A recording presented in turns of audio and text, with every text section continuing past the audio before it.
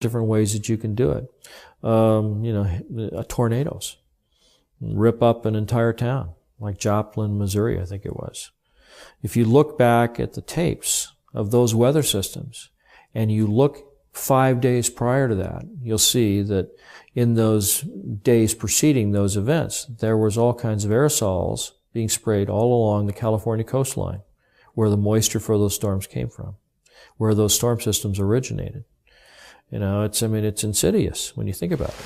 Well, Mike, I've seen since the chemtrails have come, there's a direct correlation with the way the food doesn't look as healthy and vibrant, and less of it, and that concerns me.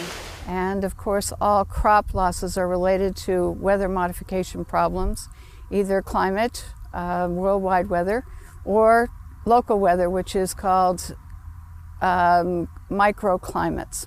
And these microclimates definitely determine what crop grows where and in which community. And so therefore, without stable microclimates, we cannot produce as much food for the rest of the world and ourselves as when we have a more stable microclimates, not only in the United States, but in other countries as well.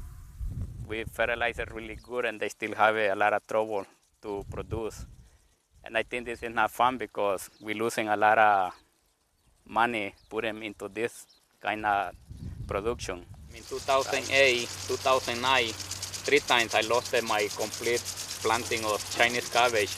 Weather events is one of the key components to most commodities that are traded. Let's just say your agricultural group, corn, soybeans, wheat, something along those lines. Weather is by far the largest affecting factor in the price of those commodities. If one farmer's crop fails, we have a major crop failure, say in corn, now that's going to affect every other company that uses corn in their manufacturing process. There's going to be less of it. And anytime there's less of something, that creates a price rise.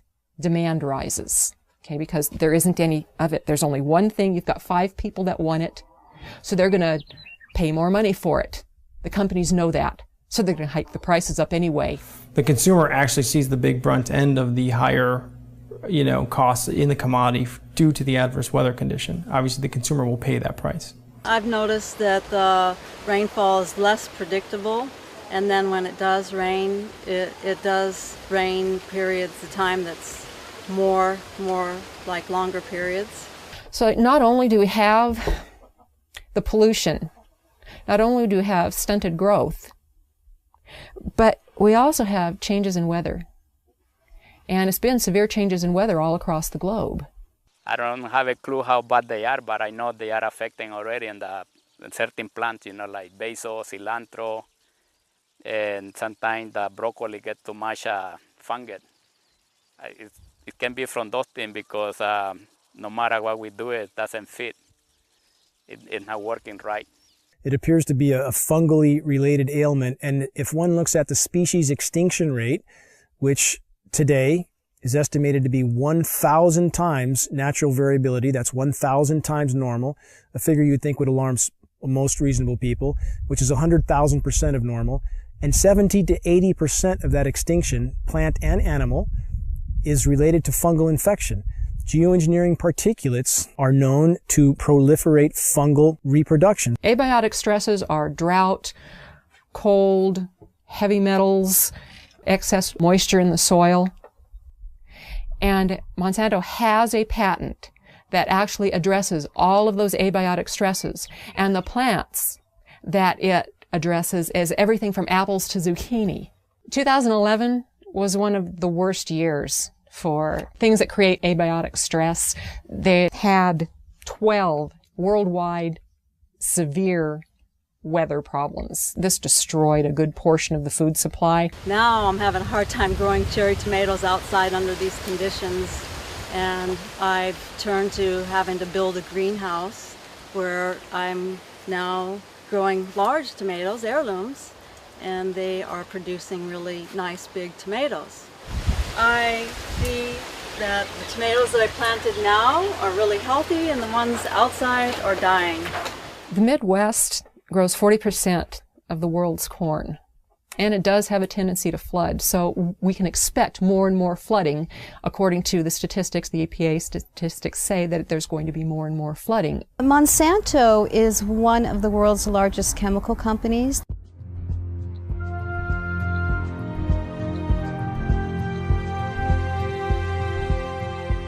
They also own 90% of these seed companies in the world right now, and they are the largest company putting out genetically modified seeds.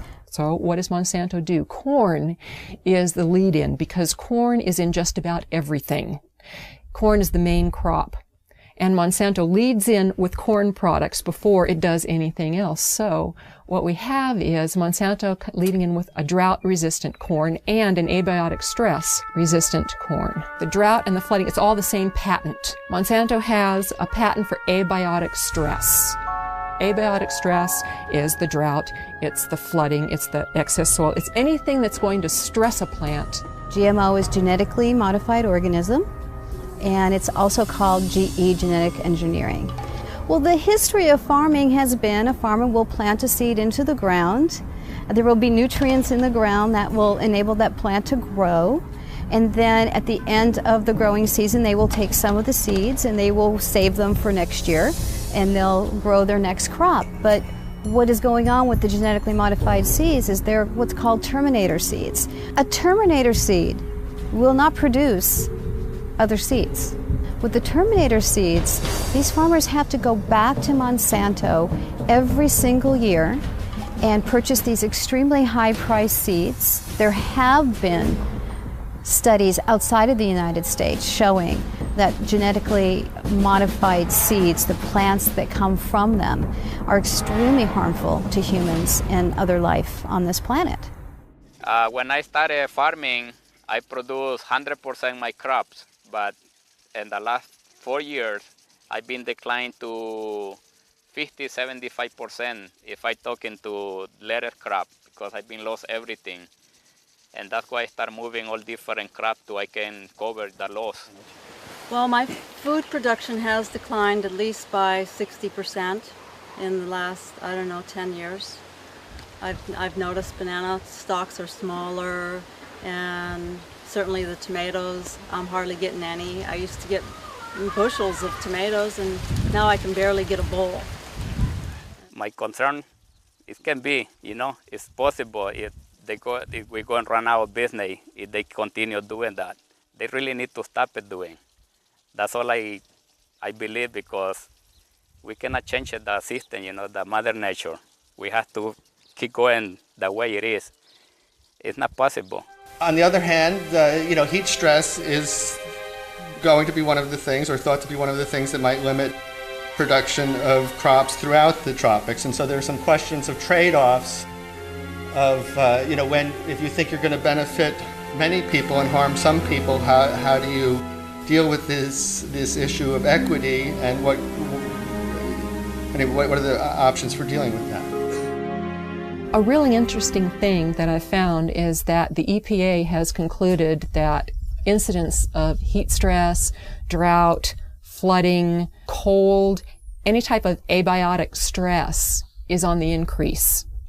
And loss due to that is going to double by 2030. Then you put yourself up as the solution. So when all of this weather comes and wipes you out, or you have a drought problem, drought, we've got the seed for you. Here's our drought-tolerant corn just for you, and it'll solve your problems. Oh, by the way, you have to sign this agreement, this 40-page agreement, so that when you go ahead and plant these seeds, you now belong to Monsanto. The weather disasters seem to be directly correlated to an increase in Monsanto sales. So there will be the have and the have-nots. And one of the things that's being discussed under global geoengineering is which countries will be the haves and which countries will be the have-nots when that type of climate remediation is undertaken by many people at a certain level, mostly private corporations funded by the U.S. government, they are hoping.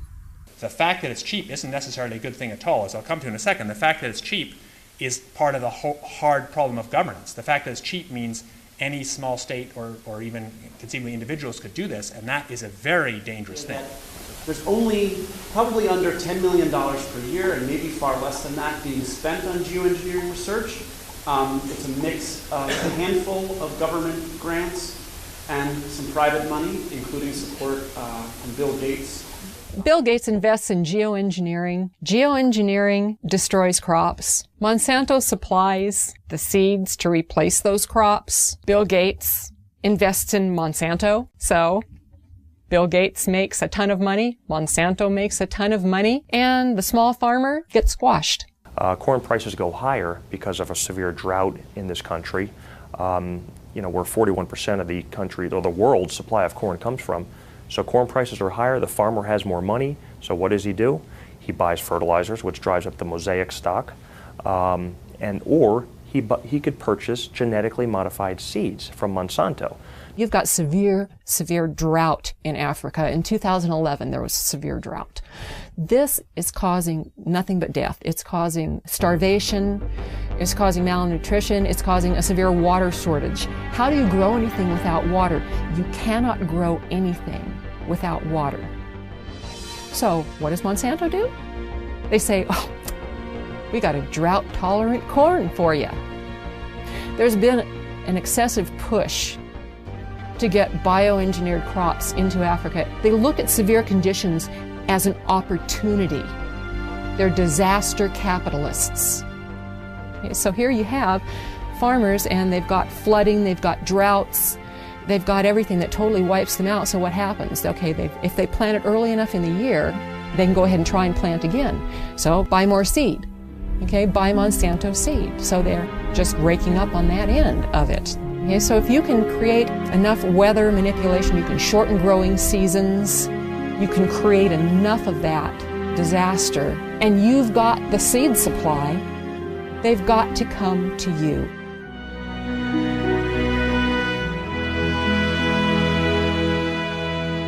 Geoengineers have stated on the record that if global geoengineering was started, it could cause droughts in Asia and Africa. And they state that to the American public for probably obvious reasons. Why would they tell the American public that it could also cause droughts here? Why wouldn't it cause droughts here? There's nothing special about America and the geography here that would not have the same effect as Asia and Africa. If the atmosphere is filled with particulates, those particulates diminish and disperse rainfall. Period. There's too many condensation nuclei, so the water droplets do not combine and fall as rain. They simply adhere to those tiny particles and migrate further, and that's exactly what we see. One of the suggestions about geoengineering has been that we genetically modify trees and plants. We genetically modify crops to be aluminum resistant, and this is ongoing at this time.